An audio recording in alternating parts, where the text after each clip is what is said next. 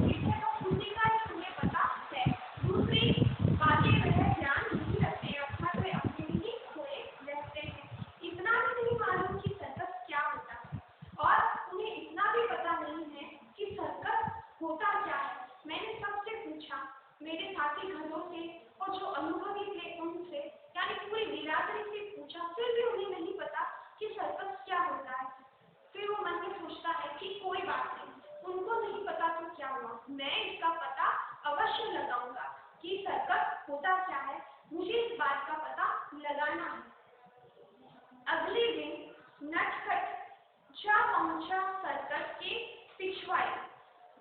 सामने के गेट पर तो चौकीदार था। नटखट ने इधर उधर देखा और फिर धीरे से तंबू के एक कोने से अपना सर अंदर घुसा दिया। तो अब देखिए, उसने सोच रखा था कि चाहे कुछ भी हो जाए, मुझे तो पता लगाना है कि ये सर्कस होता क्या है। तो अब वह दूसरे दिन तैयार हुआ, तैयार होकर निकल पड़ा।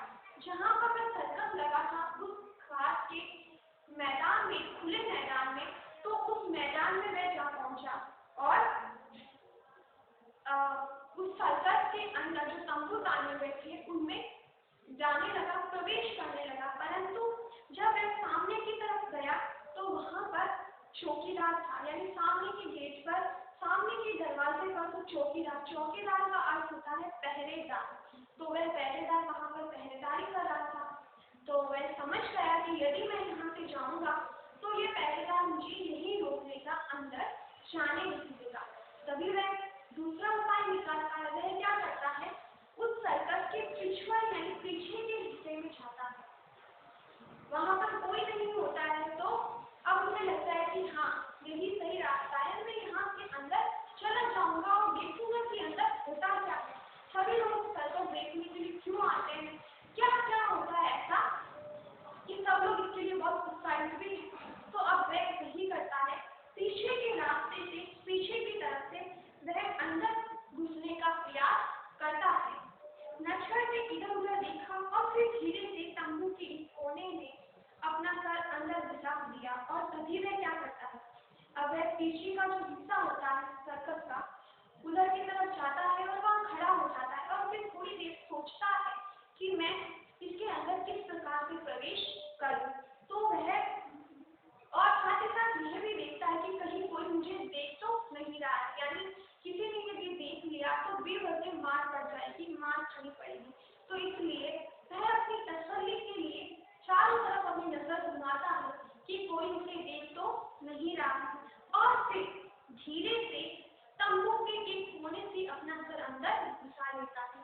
और फिर क्या करता है, जो तंबू ताने हुए होते हैं उसके एक सिरे को थोड़ा सा ऊपर करके अपने सर को उस सर्कस के अंदर की तरफ घुसा लेता है और अंदर चला जाता है। तो देखिए बेटा, अब जो आगे का पाठ है उसका अध्ययन हम अपनी अगली कक्षा में करेंगे। तो एक बार फिर से हम संक्षेप में बात कर लेते हैं कि हमने आज की कक्षा में क्या क्या पढ़ा। तो आज हमने एक नटखट गधे की कहानी पढ़ी। ये जो गधा होता है बहुत ही शरारती होता है, बहुत ही नटखट होता है और हमेशा वह शरारती करता रहता है।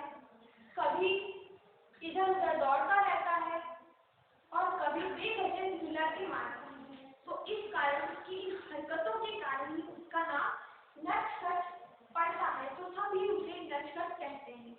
तो एक दिन जब वह नटखट गधा जो धोबी घाट के पास वाला खुला मैदान है उसमें घास चर रहा होता है, तभी अचानक कुछ लोग वहां एकत्रित होते हैं और तंबू लगाने का काम करते हैं। मैंने अभी आपको बताया था तंबू क्या होता है, मोटे कपड़े तार आदि को बांस खूंटी में रस्सियों की सहायता से टांग कर बनाया हुआ अस्थायी आश्रय स्थल।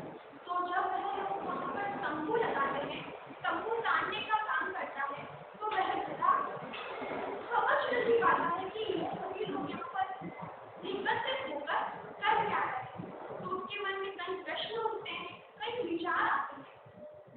तभी अचानक से उसके पास में ही दो धोबी आकर बात करते हैं। तो वह सुनता है कि वह कह रहे हैं कि यहाँ पर सर्कस वाले आ गए हैं।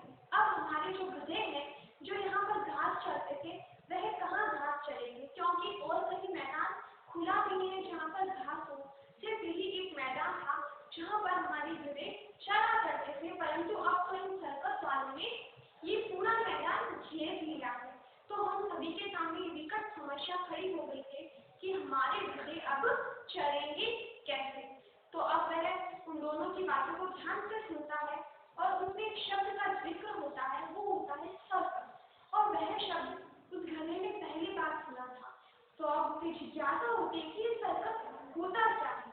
उसके दिमाग में कई विचार आते हैं कि सर्कस होता क्या है, सर्कस कैसा होता है।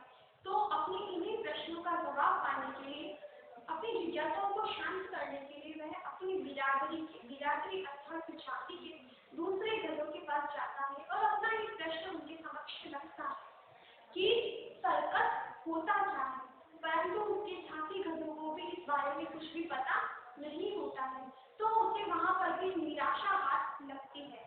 तब वह सोचता है कि कोई बात नहीं, जो हमारी बिरादरी के, हमारी जाति के जो सबसे होशियार, बुजुर्ग, बुद्धिमान गधे हैं, हमारे बुजुर्ग हैं, मैं उनके पास जाऊंगा और उनसे पूछूंगा। तब वह अब बड़ी ही उम्मीद के साथ उनके पास पहुंचता है और अपना प्रश्न रखता है कि महाशय, आप मुझे बताइए कि ये सर्कस होता क्या है। तो अब जो बुद्धिमान होशियार बुजुर्ग गधे थे, उन्हें भी नहीं पता था कि सर्कस होता क्या है। तो वह कहते हैं कि बेटा मुझे नहीं पता, क्योंकि इस जमाने में हमेशा नई नई चीजें आती हैं, तो हम किस चीज के बारे में जानकारी रखें। तो इसलिए मुझे भी इस बारे में नहीं पता है कि सर्कस होता क्या है। तो अब उसे यहाँ पर भी निराशा हाथ लगती है और उसके मन में जो विचार उठते हैं, जो जिज्ञासाएं उत्पन्न होती है, उसका प्रश्न में वहां पर नहीं मिलता है। तब वह मन ही मन सोचने लगता है कि गधे किसी भी चीज का ध्यान नहीं रखते, यानी देश दुनिया की खबरों का वे बिल्कुल भी ध्यान नहीं रखते हैं, केवल अपने में खोए रहते हैं, सिर्फ अपना ध्यान रखते हैं।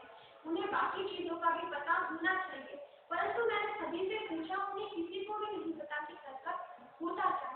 और फिर अंत में वह विचार करता है कि कोई बात नहीं, इस सबको नहीं पता तो क्या हुआ, मैं जरूर पता लगाऊंगा कि सर्कस होता क्या है। तो अब वह सर्कस होता क्या है, इसका पता लगाने की तैयारी में जुट जाता है। वह अलग अलग उपाय सोचता है। तो वह अगले दिन क्या करता है, जहाँ पर सर्कस लगा हुआ होता है, उस धोबी घाट वाले खुले मैदान में वह वहां पहुंच जाता है और वहां पर जाकर देखता है कि चारों तरफ तंबू लगे हुए थे और सामने का जो मेन गेट है, मेन दरवाजा, मुख्य दरवाजा, वहां पर एक चौकीदार यानी पहरेदार खड़ा है। तो वह वहां से जाने का प्रयास करता है, परंतु तभी उसे याद आता है कि यदि मैं इधर से अंदर गया तो ये पहरेदार मुझे यहीं रोक लेगा। तो अब वह दूसरा उपाय सोचता है। वह जो तंबू ताने हुए होते हैं, उसके पीछे के हिस्से की तरफ जाता है। वहां पर जाकर चारों तरफ अपनी नजर घुमाता है कि कोई उसे देख तो नहीं रहा है, और फिर वह उस तंबू को थोड़ा सा ऊपर करता है अपने सर से और अपना मुंह उस तंबू के अंदर घुसा लेता है। तो इस प्रकार हमने आज यहीं तक अध्ययन किया। अब हम हमारी जो अगली कक्षा है उसमें पढ़ेंगे, समझेंगे और जानेंगे कि आगे जब उसने उस तंबू में प्रवेश किया तो वह वहां पर क्या क्या देखता है, उसे पता चलता है या नहीं कि सर्कस होता क्या है। तो इन सभी प्रश्नों का उत्तर हम जानेंगे अपनी अगली कक्षा में।